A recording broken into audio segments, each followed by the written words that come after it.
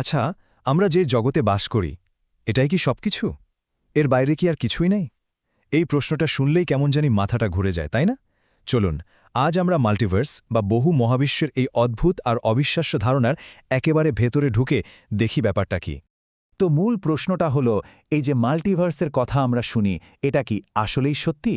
কি হবে যদি আমাদেরই অগণিত ভার্সন বিভিন্ন মহাবিশ্বে ছড়িয়ে ছিটিয়ে থাকে আর একজন এক রকম জীবন কাটায়? মাল্টিভার্সের সবচেয়ে ইন্টারেস্টিং ধারণাটা হলো আমাদের জীবনে প্রতিটি ছোট বড় সিদ্ধান্তের জন্য নাকি একটা করে নতুন মহাবিশ্ব তৈরি হয়।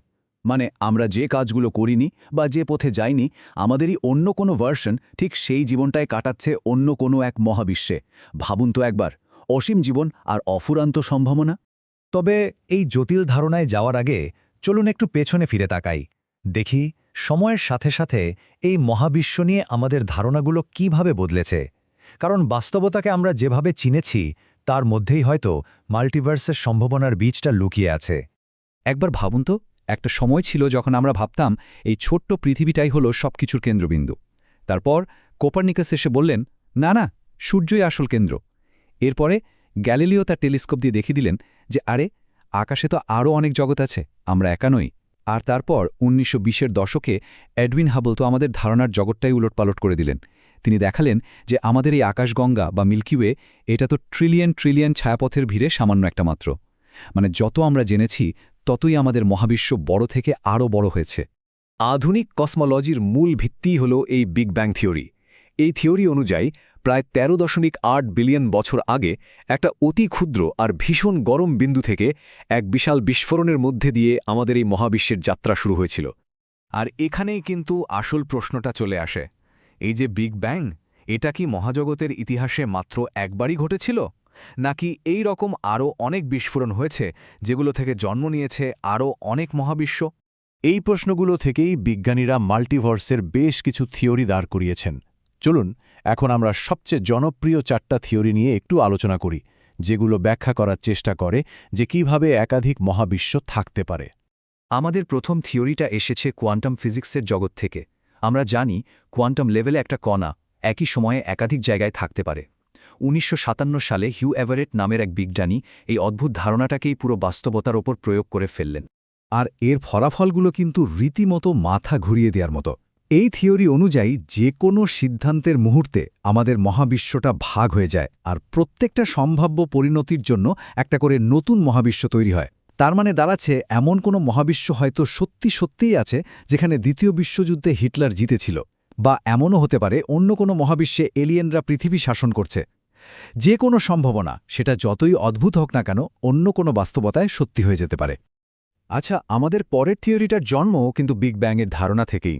এটা মূলত মহাবিশ্বের শুরুর দিকের সে প্রচণ্ড দ্রুতগতিতে ছড়িয়ে পড়ার ঘটনার ওপর ভিত্তি করে তৈরি। এই মডেলটাকে বলা হয় বাবল ইউনিভার্স বা বুদবুদ মহাবিশ্ব। ধরুন একটা বিশাল ফ্যানার সমুদ্র, আর আমাদের মহাবিশ্বটা হলো সেই সমুদ্রের একটা বুদবুদ মাত্র। এই থিওরি বলছে এই মহাজাগতিক সমুদ্রে অনবরত নতুন নতুন বুদবুদ তৈরি হচ্ছে, আর প্রত্যেকটা বুদবুদ এক একটা নতুন মহাবিশ্ব। আরও মজার ব্যাপার হলো ওই মহাবিশ্বগুলোর ফিজিক্সের নিয়মকানুন আমাদের থেকে একদম আলাদা হতে পারে। এবার আসি বেশ পরিচিত একটা থিওরিতে, স্ট্রিং থিওরি। এই থিওরিটা বলে কি, মহাবিশ্বের সবচেয়ে ক্ষুদ্র কণাগুলো আসলে বিন্দুর মতো নয়, বরং এগুলো হলো অতি ক্ষুদ্র কাঁপতে থাকা সুতোর মতো, মানে স্ট্রিং। এখনই যে সংখ্যাটা দেখছেন ১০ বা ১১, এটা কিন্তু খুব গুরুত্বপূর্ণ। কারণটা হলো স্ট্রিং থিওরির অঙ্কগুলো মেলানোর জন্য আমাদের পরিচিত ৪টা ডাইমেনশন, মানে দৈর্ঘ্য, প্রস্থ, উচ্চতা আর সময় যথেষ্ট নয়। এই থিওরি বলছে মহাবিশ্বে আসলে ১০টা বা ১১টা ডাইমেনশন আছে। ভাবা যায়, বাকি ডাইমেনশনগুলো আমরা দেখতে পাই না, কিন্তু ওই অদৃশ্য ডাইমেনশনগুলোতেই স্ট্রিংগুলো বিভিন্নভাবে কাঁপতে থাকে। আর এক এক ধরনের কাঁপুনি থেকেই তৈরি হয় এক একটা আলাদা বাস্তবতা, মানে এক একটা আলাদা ইউনিভার্স।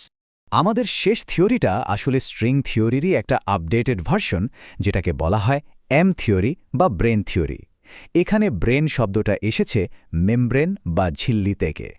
এই তত্ত্ব অনুযায়ী আমাদের এই পুরো মহাবিশ্বটা আসলে একটা বিশাল পর্দার মতো, যেটা আরও উচ্চতর কোনো মাত্রায় ভেসে বেড়াচ্ছে। ব্যাপারটা অনেকটা এমন যে অনেকগুলো কাগজ একটা আরেকটার ওপর সমান্তরালভাবে রাখা আছে, আর প্রত্যেকটা কাগজ হলো এক একটা আলাদা মহাবিশ্ব। তো এতক্ষণ তো আমরা কেবল থিওরি নিয়েই কথা বললাম, কিন্তু এগুলোর পক্ষে কি কোনো বাস্তব প্রমাণ আছে? চলুন এবার দেখি বিজ্ঞানীরা কোনো প্রমাণ খুঁজে পেয়েছেন কিনা। এটাই তো আসল প্রশ্ন। এই যে এত সব অবাক করা তথ্য, এগুলোর পেছনে কি কোনো প্রমাণ আছে, নাকি সবই কেবল গণিত আর কল্পনার খেলা? প্রমাণের জন্য বিজ্ঞানীরা সবচেয়ে বেশি ভরসা করছেন কসমিক মাইক্রোওয়েভ ব্যাকগ্রাউন্ড বা সিএমবির ওপর। এটা আসলে বিগ ব্যাংয়ের ঠিক পর থেকে রয়ে যাওয়া মহাবিশ্বের সবচেয়ে প্রাচীন আলো, অনেকটা বিগ ব্যাংয়ের একটা প্রতিধ্বনির মতো। বিজ্ঞানীরা যখন এই সিএমবির ম্যাপটা খুব ভালোভাবে দেখেন, তখন তারা কিছু অদ্ভুত ঠান্ডা আর গরম জায়গা খুঁজে পান। কিছু বিজ্ঞানীর ধারণা এই দাগগুলো আসলে ক্ষতচিহ্ন। তাদের মতে আমাদের মহাবিশ্বের জন্মের ঠিক পরপরই হয়তো অন্য কোনো মহাবিশ্বের সাথে এর একটা ধাক্কা লেগেছিল, আর এটা তারই প্রমাণ, ঠিক যেন দুটো বুদবুদ একে অপরকে ছুঁয়ে দিয়েছে। আচ্ছা, থিওরি আর প্রমাণ নিয়ে তো অনেক কথা হলো। এবার চলুন এমন একটা ব্যক্তিগত প্রশ্নের মুখোমুখি হওয়া যাক, যেটা হয়তো এই পুরো আলোচনার মানেটাই বদলে দেবে। কিছু থিওরি অনুযায়ী এই অন্য মহাবিশ্বগুলোতে যাওয়ার রাস্তা বা পোর্টাল হয়তো আমাদের চারপাশে কোয়ান্টাম লেভেলেই আছে, কিন্তু সমস্যা হলো সেগুলো এতই ছোট আর ক্ষণস্থায়ী যে সেগুলোর মধ্যে দিয়ে যাতায়াত করা প্রায় অসম্ভব। কিন্তু চলুন এক মুহূর্তের জন্য ধরে নিই যে এটা সম্ভব। যদি সত্যি অন্য কোনো মহাবিশ্বে যাওয়ার সুযোগ থাকত, যেখানে হয়তো কারো জীবনের অন্য এক আরও সুখী সংস্করণ অপেক্ষা করছে, তাহলে কি কেউ সেই সুযোগটা নিত? তবে এখানে একটা শর্ত আছে। এই যাত্রাটা হবে ওয়ান ওয়ে। একবার গেলে নিজের পরিচিত এই জগতে আর কখনোই ফেরা যাবে না। এই শর্তটা জানার পরেও কি কেউ সেই অজানা পথে পা বাড়াতে চাইবে? এই উত্তরটা বোধহয় সবার জন্য আলাদা।